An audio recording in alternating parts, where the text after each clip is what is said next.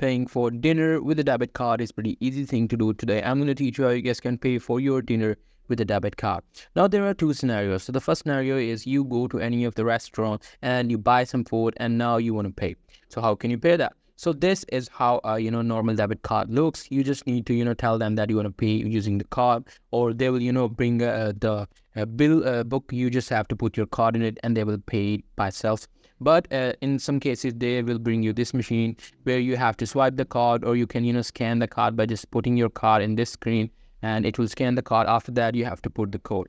But in the most cases you don't have to do that. You just simply have to give them your card and they will pay it by themselves and give you your card back. Now the second scenario is you are at your home and you bought the food online. So in that case you need to know that from which app you order the food, and in the app you can easily put these numbers and these names and these CVV dates in your app, and this is how you will be able to use that in the app as well. So that's pretty much it. That's how you guys can do it. Hope you guys find this very helpful.